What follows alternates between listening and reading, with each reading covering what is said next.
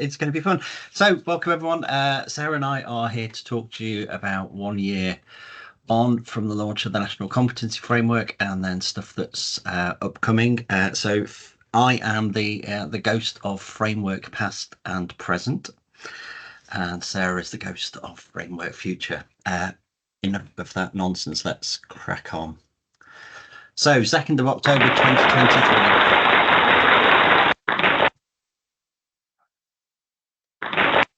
Don't ask me why when you do multiple things, it doesn't do the applause all the way through. But anyway, that's what we found out. So yes, we launched a year ago yesterday in wonderful Stoke-on-Trent. I had a lovely, nice, quick commute to get there because it's very local to me. And I was actually really proud that we launched in Stoke-on-Trent, having lived in Staffordshire for a long time now. So yeah, it was great to be there and great to see some of those bits of feedback that people gave on the day about the framework and how they were already starting to see the potentials and the way that they could be used in the framework. So we had 8 adopters when we started off. Guess who's been having fun this morning? We're now up to 56 sites. Some areas we've got lots of organisations, some not so many. We've got a mix of organisations. We've got ICBs, we've got acute hospitals, we've got mental health trusts, we've got county councils. So we've got a real mix of people that are starting to use the framework.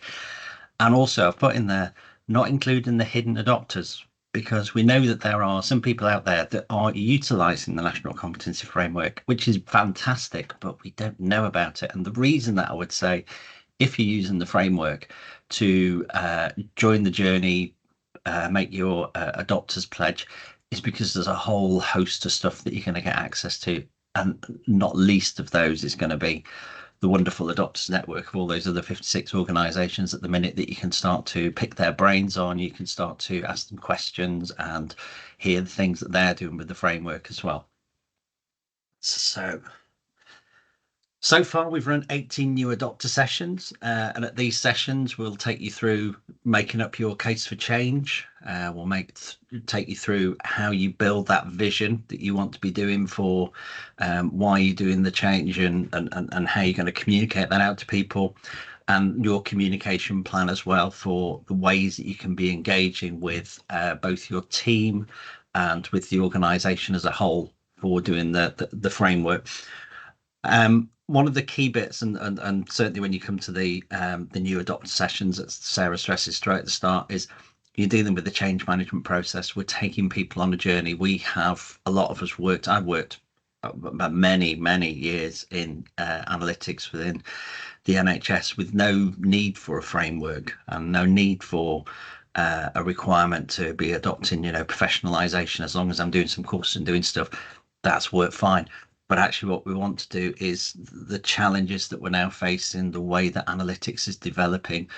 We really want to be kind of embedding best practice and understanding how we continue to professionally develop ourselves and move ourselves forward to deliver those best insights. And so the frameworks are the way that we do that and take you on that journey of how do we change our mindsets for ourselves, for our data teams, for our organisation, to put data on a far more professionalised footing. And I've put there as well that we've got the 18 adopter support sessions as well. So what happens is every other Thursday, and it will be happening at 12 o'clock today. If you're not doing anything at 12 o'clock today and you're wanting to adopt the framework, you can join our new adopters call that runs from 12 till 12:30, and then at 12:30, bit like when you run the marathon, you do that first bit and then the masses all join you. So all the other adopters will join. You can hear what they've been up to, as I say, hear what the latest news is from the central team, any new tool updates and things like that have been going along. So that happens regularly every fortnight, and as soon as you want to join that, you can join in and adopt. We also, on the off weeks, when we're not on a Thursday lunchtime between 12 and 1, doing our new adopter sessions, we run training on our 4 Excel tools that we have now. So we do sessions where we look at stuff for the individual. So how do you just use the competency framework for an individual point of view and populate it? How do you use the evidence portfolio tools so you can start to build up something that shows your competency in particular areas and how you're building those skills? These can be useful for when you're having those conversations in your PDPs as well. To sort of go, how are we going to build up your skills and expertise in here? Important to say, not every skill that you need to learn in the framework is something where you need to go on a course. Some of them are just experience. You need to get experience of presenting, pulling presentations together, not leaving it until an hour before you're due to appear at an event before you're rapidly trying to put sound effects onto a presentation. So things like that, and how you log that, because if the framework is a vehicle that helps take us to professionalization, where you want to appear at the door of AFA or the Alliance for Data Science Professionals or the Royal Statistical Society, they will say to you, it's great that you're telling me you've got these skills. What's the evidence that shows that you have them and how you've applied them and what your learning has been?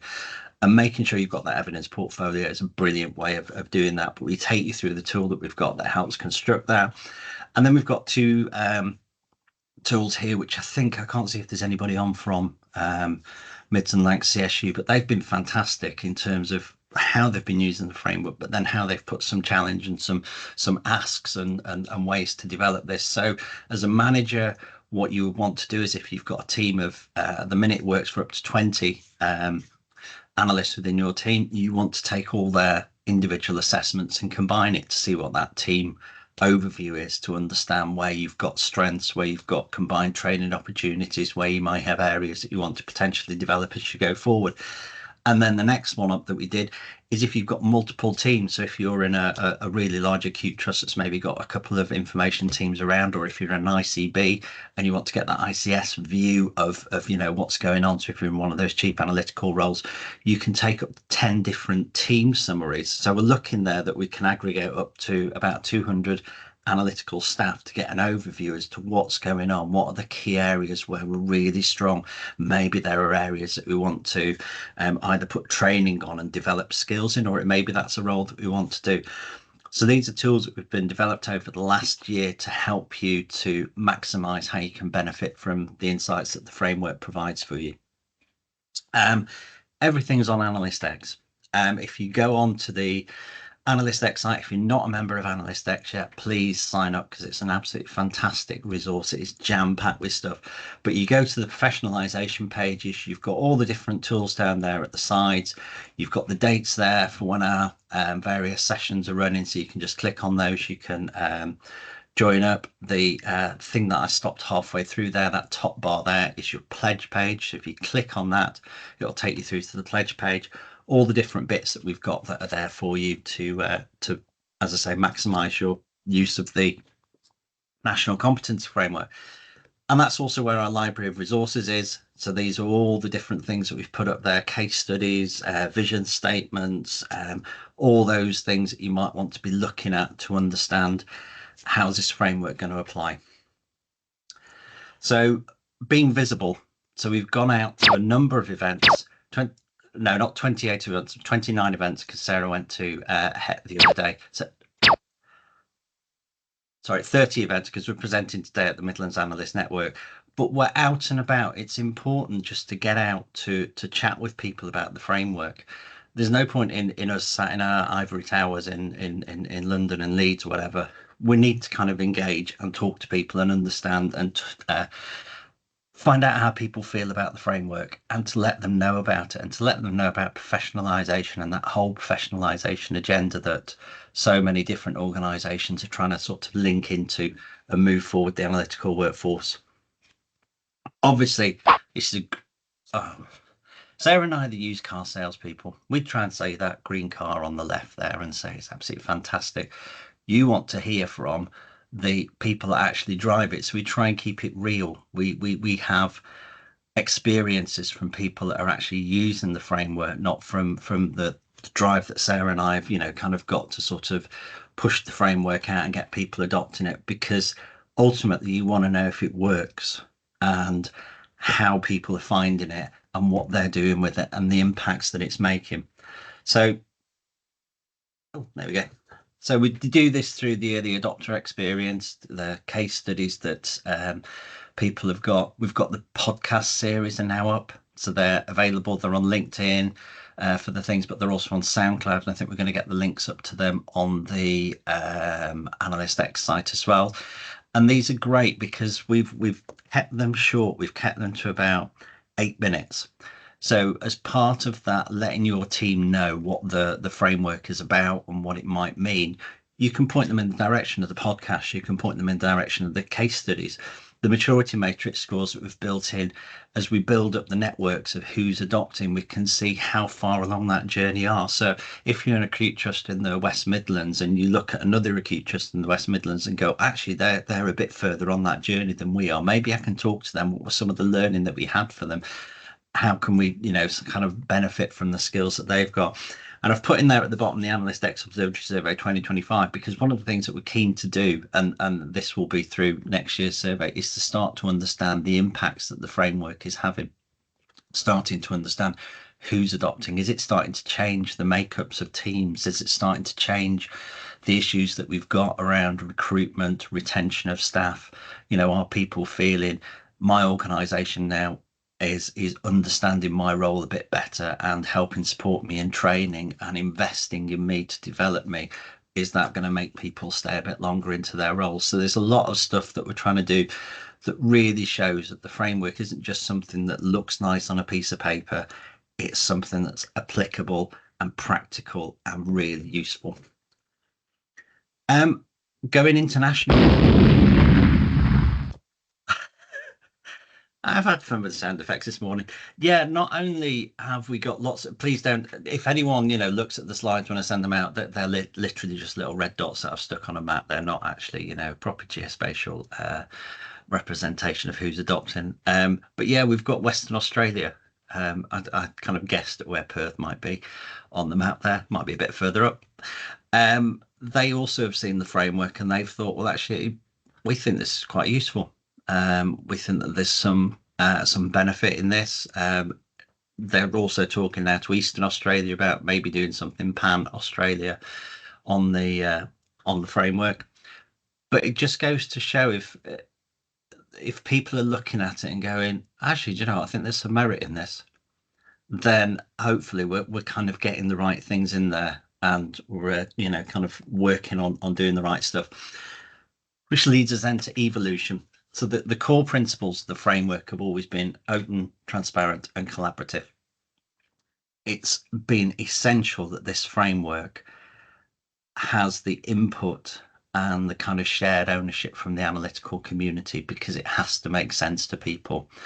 And that's going to be maintained as we move the framework forward in the work that we're going to be doing and the stuff that Sarah's going to be coming on to, so that we try and harness that best practice that we've got, and we engage not just within health and care, but also we're now in conversations with pan-government stuff. We're in conversations, as we say there, with Australian health boards as well, trying to kind of really see what are those things that we can be bringing into our framework, bringing into our work plans and our work ethics to really drive forward the best that we can be doing in analytics, and then the best outputs and insights that we can get for the populations that we serve. And that's the whole point of this, is trying to make sure how we can maximize those fantastic skills that we've got to bring about the best benefits that we can. And we're working closely with, one of the questions we always get are, do you talk to so and so about this? We talk with FedIP, BCS, we talk with AFA, we talk with the Alliance for Data Science Professionals, Royal Stat Society, the Alan Turing Institute, as I say, pan-government organisations. We're trying to engage as widely as we can on things for the framework to make sure that it links in with as many possibilities as we can, so that we can take us on that pathway to progression. And I think that was it for me, because now I'm going to hand over to the Ghost of Framework Future. Ghost of Framework Future. Thank you. So hello everybody who doesn't know me. I'm Sarah Blundell. I'm the lead for data and analytics development in NHS England. And I have the delight of not only working with Andy and my little team, but all of you guys as well, as part of this ongoing development work for the National Competency Framework. And how we build the Competency Framework has always been intended to be the foundational product from which other things spring, so that there is a golden thread between assessing ourselves for competency, identifying where we want to go for the future, and how we then build on career progression for people through training, development, and CPD opportunities. See, there is a cunning plan in this. It is not just about doing an assessment and going, oh, that's job's good, and then we know what the baseline skills are. It's all about how do we make our workforce fit for the future, and that includes me and Andy as well as analysts of long standing. So we've got work underway that are literally kicking off. So this is a bit of an overview, and then I've got a little bit of a deep dive on a couple of slides after this. So first things first is we have a competency framework, as Andy has mentioned, that covers data analyst, data scientist, and data engineer, and obviously specialisms and the ancillary frameworks. It's been out and about and being in use now for a year. As a result of that, there will be things that people have gone, oh, that's just not quite right, or this is missing, or actually, what about these specialist skills that exist? So one of the most important things for us is that the framework in its entirety will be going out for consultation this year. So that means if you've been using it and you've identified things that you go, this would be really helpful if we could just tweak or change this, or if we could just have this added, there will be an opportunity for every single person who uses the framework or has an interest in it or has some feedback for us to be able to feed that back into the national team, where we will then have a whole process where that is assessed, decisions are made, changes are logged, anything we don't change will be the reason why will be recorded, and all of that will then be included in version 2 of the framework, which basically will be released in March of next year. Now, that in itself is a small piece of work, but included in that consultation piece is the work we're doing on expanding the framework. And there's absolute reasons for this. As at a national level, we align up into what was the DDAT framework, which is now called the Government Digital and Data Capability Framework. And they meet pan-government, not including us, not yet. We're working on it, Andy, aren't we? To basically review what the needs are for data roles within government and come up with new high-level job roles that therefore can be defined. As a result of that, we have got 4 new job families to be included in the framework going forward, one of which is data governance manager. So data governance has been around for a while. We know people obviously doing those roles, etc. There are then really 2 ones that are really, I would say, niche and sort of emerging: data ethicist and machine learning engineer. Now, all of these don't exist in a silo. They are basically spin-offs from existing roles. So for data governance manager, for the government levels, they're basically coming in at sort of that practitioner level 3. For data ethicists, again, they're coming in at practitioner level 3 and 4 as spin-off as a specialist area from data scientist, sorry, level 4 and level 5. For machine learning engineers, again, spinning off from data science, but with a really heavy programming area. So those people that might be working within a data science team to take a proof of concept and then really code that into business as usual, machine learning engineers area. And then lastly, analytics engineer. Now this sits very much in that hybrid space between people, and we know this, who are, I'm an analyst, but I'm also an engineer. So sort of doing that. So at the moment, these people are having to pick from between the data analyst profile and the data engineering profile. The idea is this is something that goes from level 1 to level 5 practitioner that recognizes that sort of hybrid role, people that are very much involved in metadata management, engagement in with the data areas, etc., as well as then at the very senior level a sprinkling into data architecture, so where where they're then linking in with the data architecture leads to really design things to be fit for purpose. So these are the 4 new roles that have come out from government. So what does that mean for us in the framework? Well, we have a methodology that we follow, and as we said, it's open, transparent and collaborative from the start. So we have been asking people to volunteer to come on board our working groups. So we're about to sort of kick off the work with Davis Furlong Consulting next week. To get sort of the foundations and the timetable in place. What does that mean for people who volunteer? Well, we run iterative working groups. So the idea is we will bring a straw man, in this case, the competencies as they've been defined by the Government Digital and Data Framework, into a workshop. We will then have discussions in those workshops. People will provide feedback.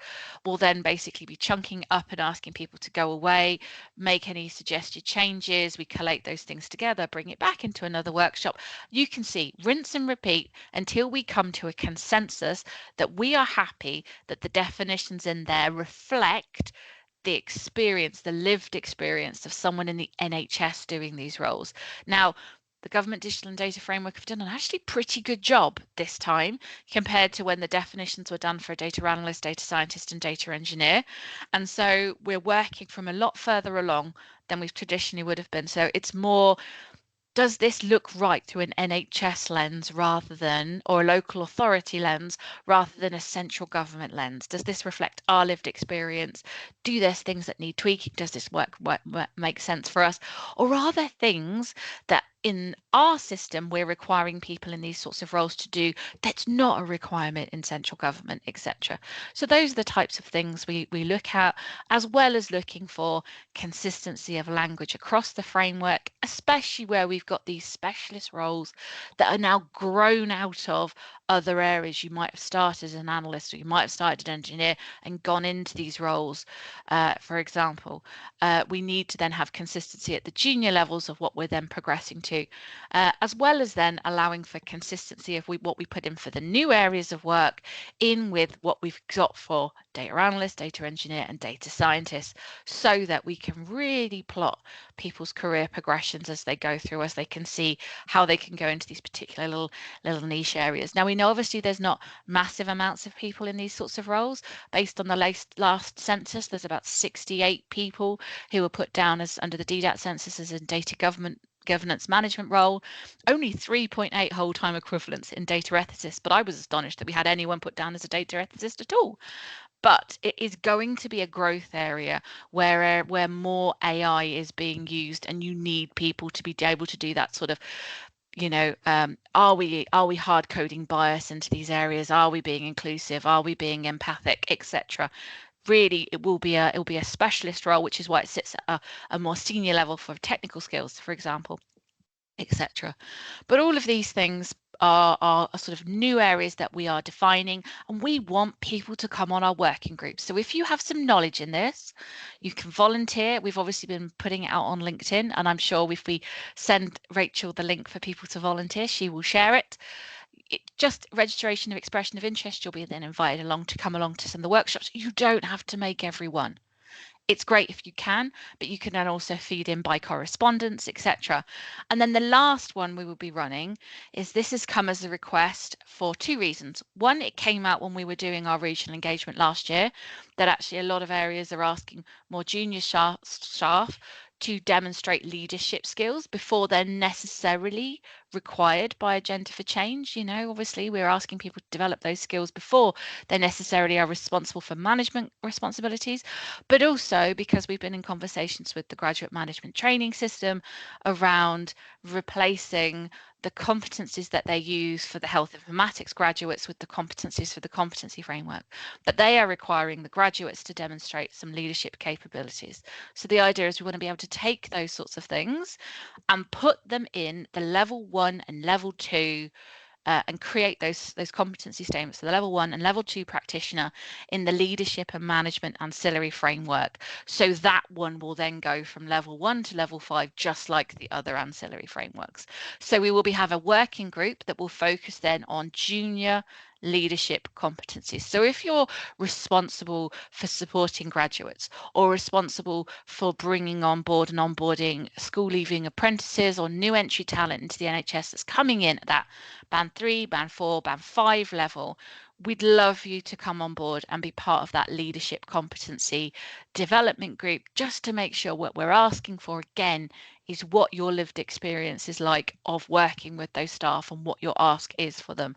Again, it's not about making them to be responsible for things that actually they're not responsible for and for agenda for change, but it is about how we give them something where they're not going from I have no leadership and management responsibilities to suddenly at practitioner level 3 having all of these responsibilities. So it's how do we ease them in gently.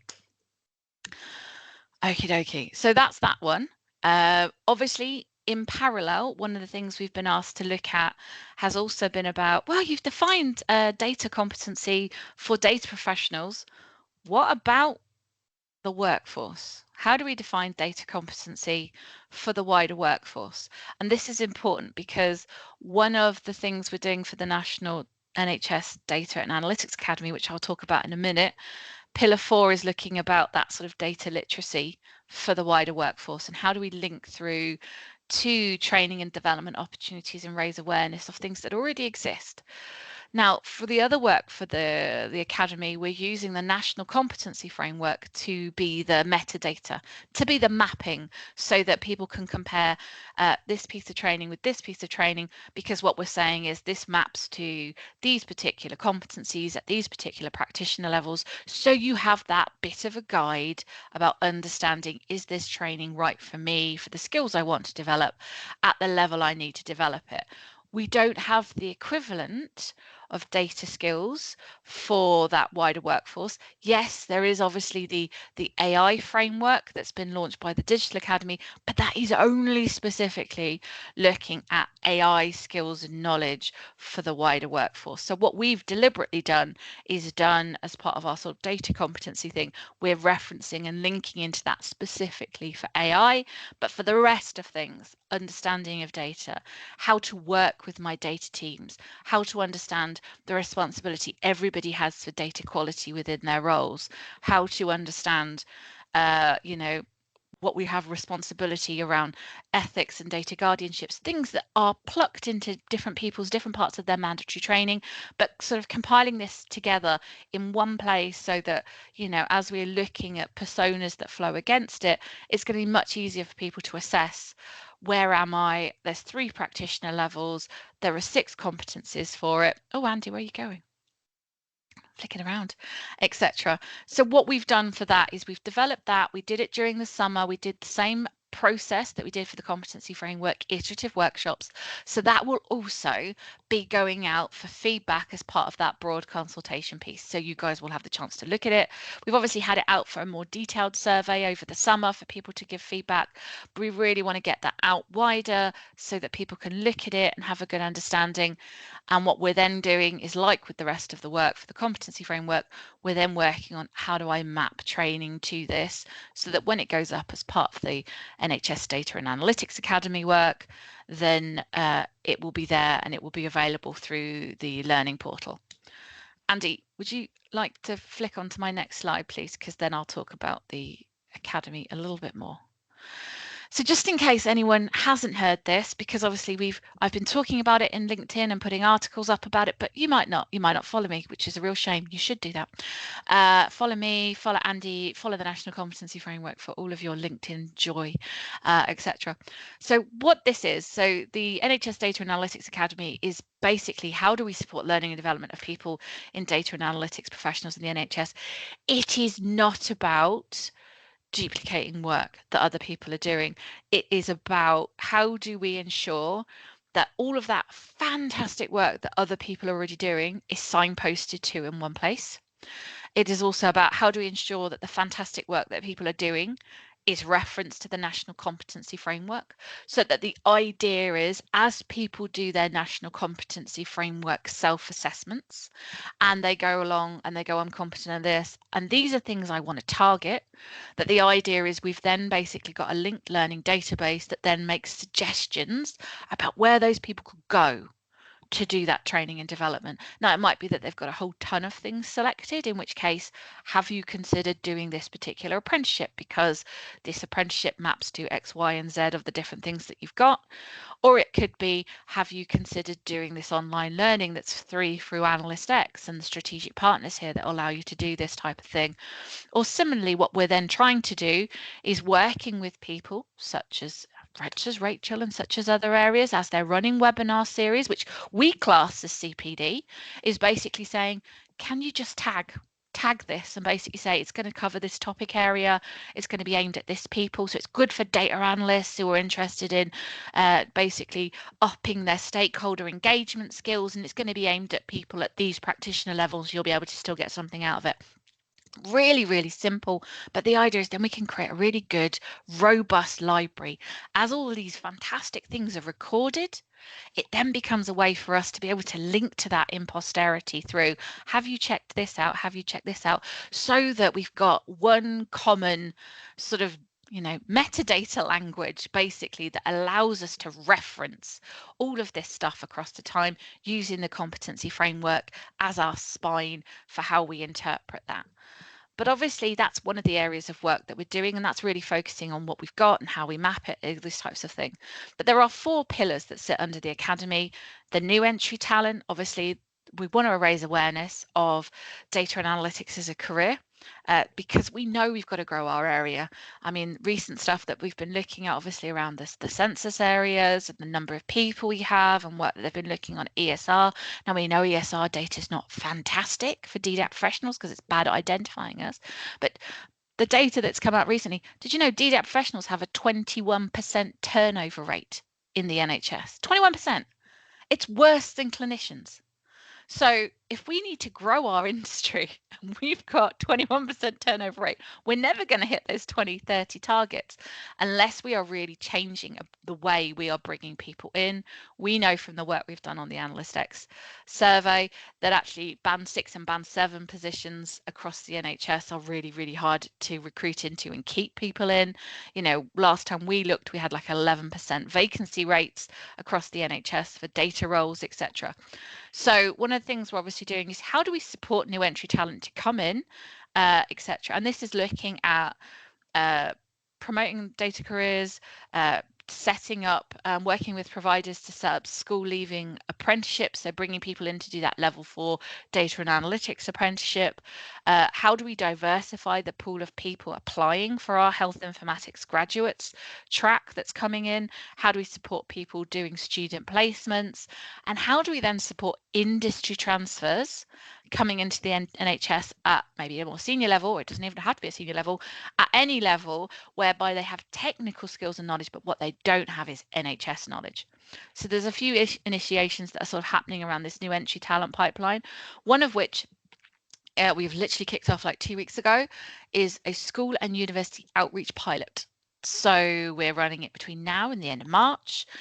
What does that mean, Sarah? It means that we will be constructing virtual work experience opportunities for 3 different age groups, year 7 to 9.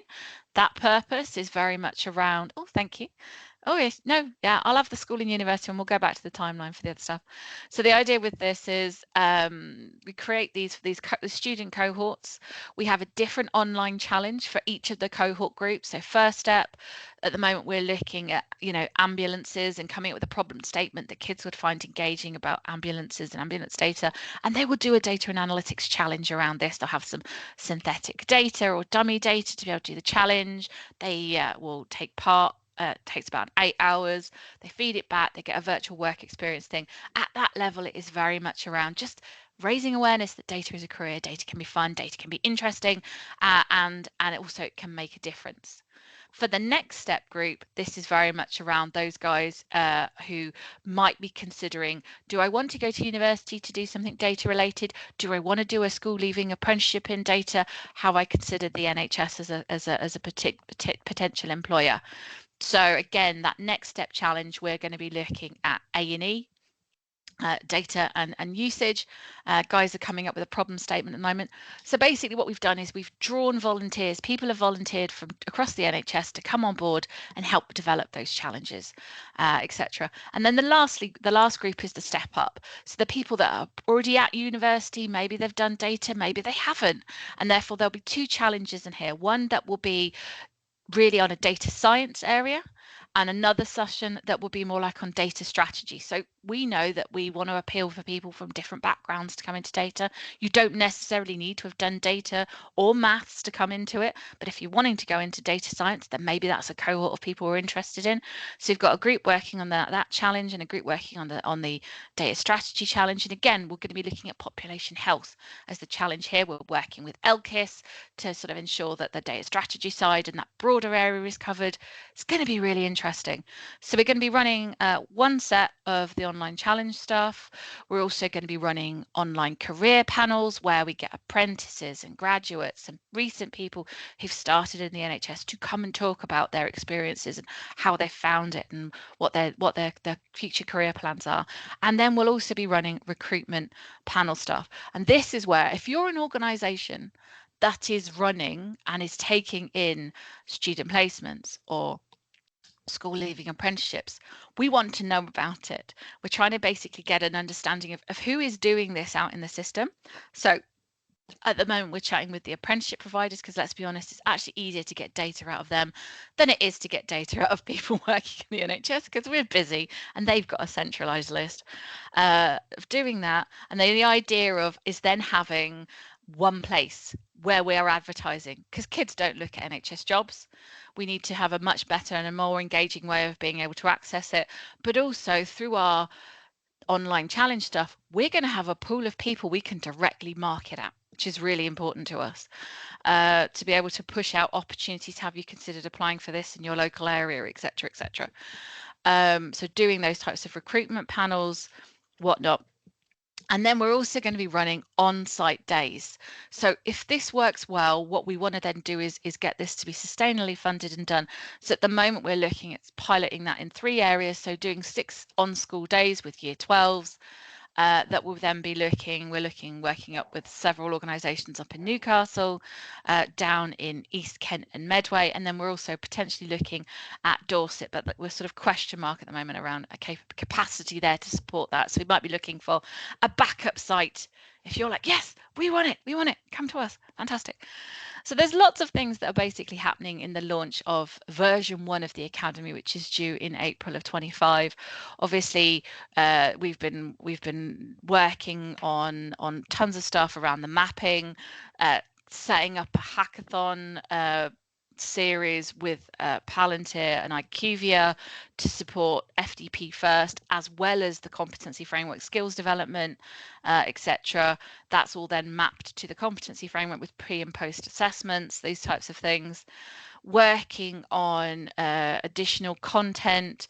One of the things we're also coming out for, will be coming out this winter, is working and engaging with stakeholders to understand there's 2 potential areas we're exploring for bespoke curriculum content development for the Academy, one of which is supporting those industry transfer domain knowledge. So how does data flow in the NHS? What are the NHS data sets? What the core stuff? How do we calculate a lot of our core metrics? What are the core challenges we have around information governance? How do we upskill those people really, really quickly and get them connected into broader networks rather than just the organisation they've started? Because they won't have that ability to be able to reach out and ask people loads and loads of questions. But we want to make it nice and easy to do that. So we've got a piece of work that's kicking off hopefully within the next couple of weeks that will be coming out and talking to people, identifying what needs to go in those curriculums, what's the best learning approach, and also mapping of training that sort of meets some of that up to a certain point and doing that mapping to the competency framework. So we can say, if there is something out here that already does this, right, well, why shouldn't we? We're not going to duplicate the wheel. We might as well use that or work with those people to increase the scope of maybe what they've got to sort of meet all the requirements. etc. And the second thing we're looking at is data leadership. So at the moment, the National Competency Framework goes up to practitioner level 5, which is band 9. And obviously we have leadership and management in there. We have data strategy elements under the different either analyst or scientist or engineer. But there is then a gap, as I'm sure you're aware, between what you do there and how do you get to be a chief analytical officer or a chief data and analyticals officer. There is a gap.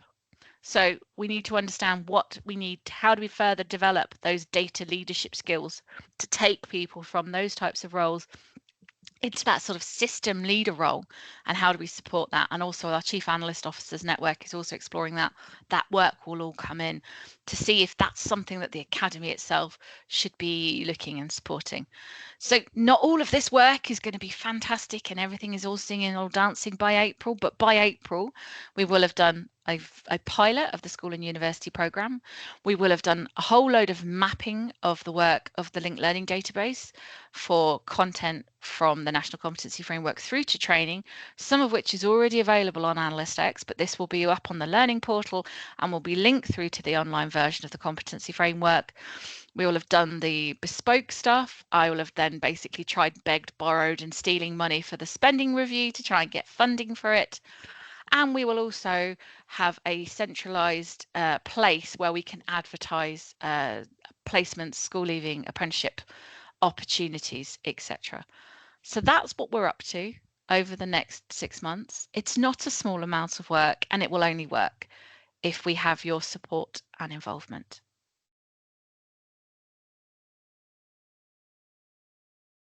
I'm done now. I'm done now. Done. Where are you going? Bye.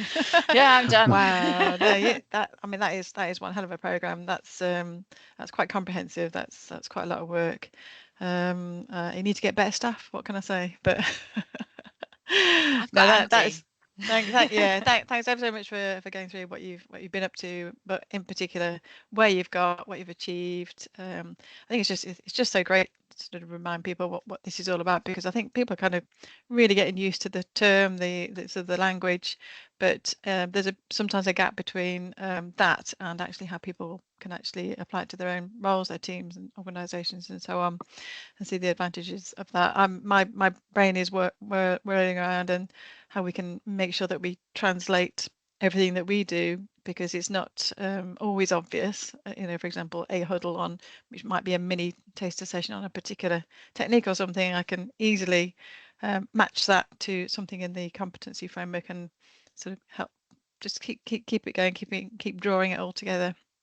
The golden thread, Sarah, the golden thread is what we're aiming to achieve. Now that's really helpful. There's been a million questions. I've been keeping an eye on him. Yeah. Oh, have you? Well, that's good, because I forget it these days. In the olden days, like about a year ago, I'd have to share my screen in order for people to see all of them. But of course, everyone can see all of the questions now, so I can't make them up anymore. I mean, I never did.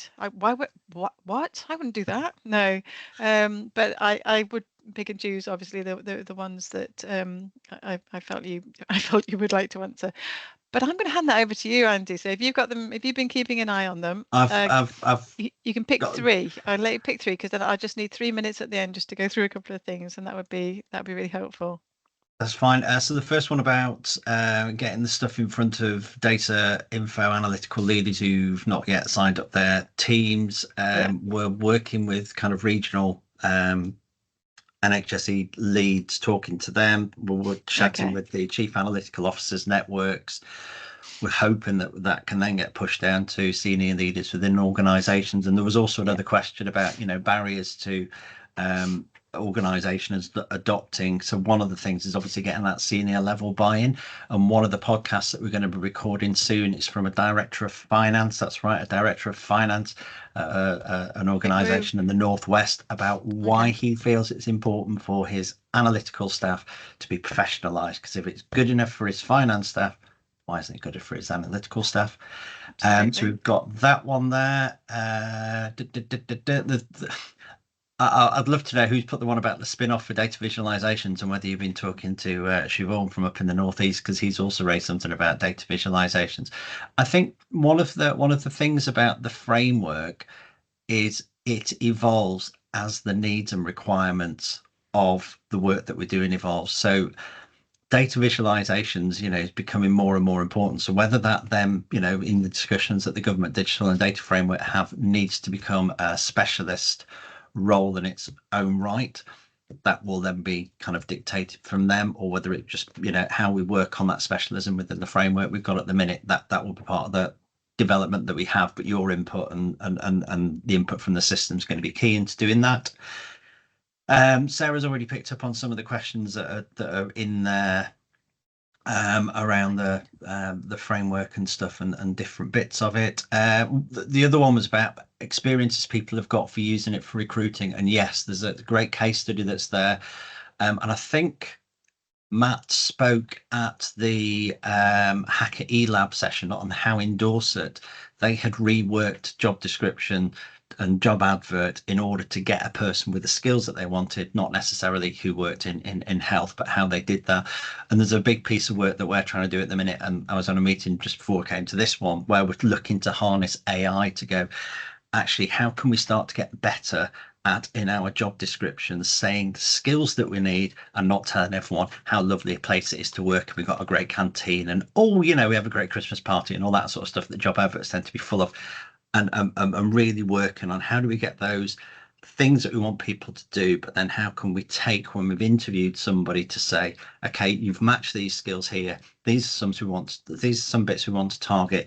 We've already now got a plan in place because we've got our match learning. We understand where you are, and we've got a 2.5-year development plan for you once you get into this role to build up your experience and your knowledge and your skills, in these particular areas. That's a way that we're looking to do, and we're having lots of conversations, with loads of people on that as well. And the key bit is we're not looking to do this all on our own. We really are keen on that engagement with people and collaboration, because day to day, you're the guys that are going to be using this. The other questions we'll just kind of pick up. If we can send them through, and I'll try and answer all of those. I will do that. So you got, because I think there's loads of questions, and I think some really good points that we could do with you following up on. So I will pester you, Andy and Sarah, yes. until you I can't see them because I can't see the chat, so I can't. It's on the Menti. Yeah, it is on the Menti, but now you're basically saying to Sarah, you haven't signed into the Menti, have you? I haven't. I had internet problems. My that's internet fine. crashed at the Sarah, beginning, and then I had to dial back in, so it's a bit of a nightmare. I'm delighted you're here and you're a guest. You don't have to. Someone did say on the question that some from Newham Digital Academy, they would be interested in supporting locally. So I think you're going to have some offers of support. The things that you want, the joining up of things that will be there. I'm just going to do a couple of slides on just to update people on the Midlands Decision Support Network.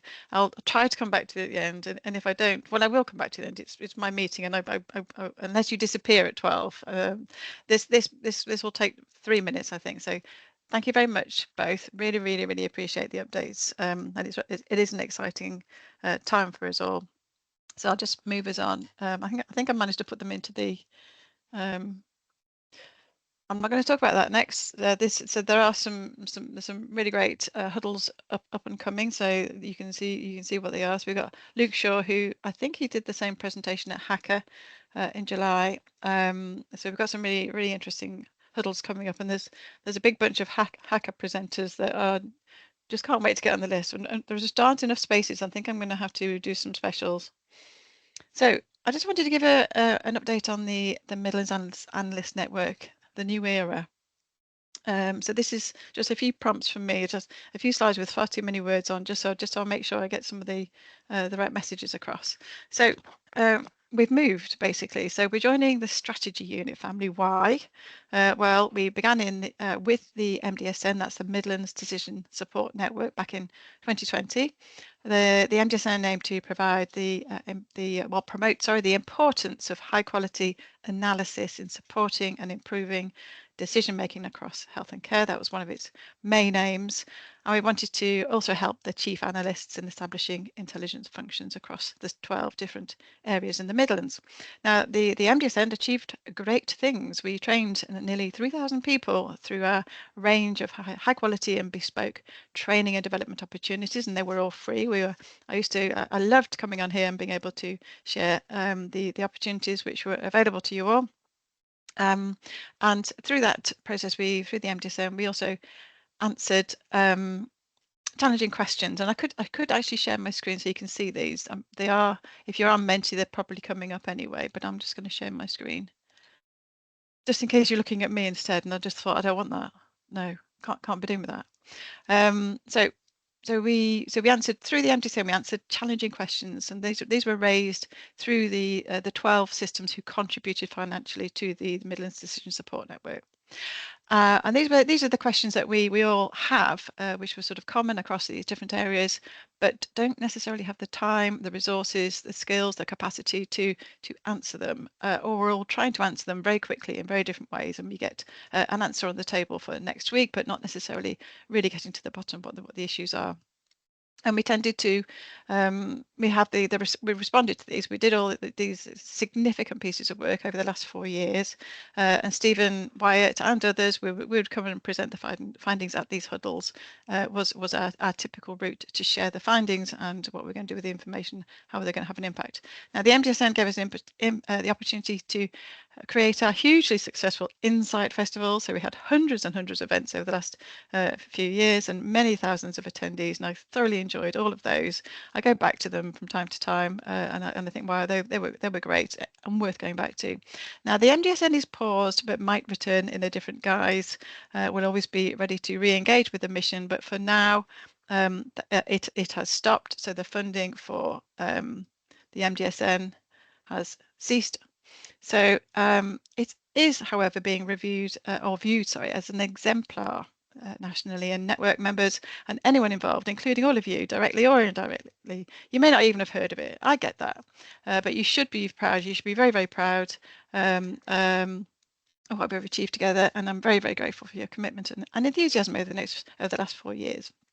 Now, the NHS and health and care in general has a very high need for high quality analytics. No one will disagree with me here, and a systematic collaboration and investment in analytical development is really, really important.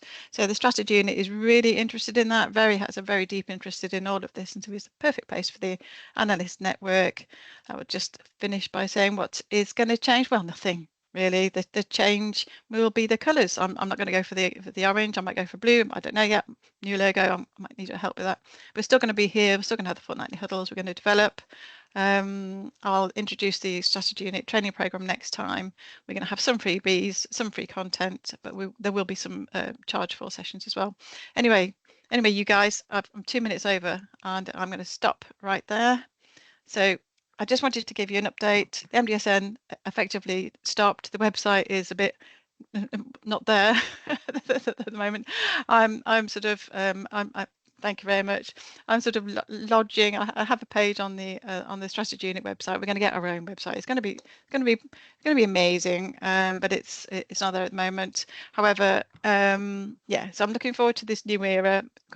It's very exciting. I want more input. I want more people to be involved, and I think it's going to be great. Going to do a lot more collaboration, I think, with other people. So thank you for coming today. Thank you, Andy, Sarah. I think that Sarah's disappeared, hasn't she? You've already told me you've got the adopter session. So new adopter call now. Don't miss it. Yeah. On the other channel. So is this going to be, if it's every 2 weeks, it's going to be following this every time, then, isn't it? There'll always be something straight on following. There'll always be something. Yeah. So I could just pop something on the end of here just as a prompt each time, couldn't I? Yep. Because I'm nice like that, Andy. So anyway, I'm going to go. Thank you very much. It's great. It's really great to see you all. I'll see you again in a couple of weeks, and I will find out what Simon was saying one day. But I'm going now. Thanks everyone for coming, and I'll see you again in 2 weeks. Doodles. Bye.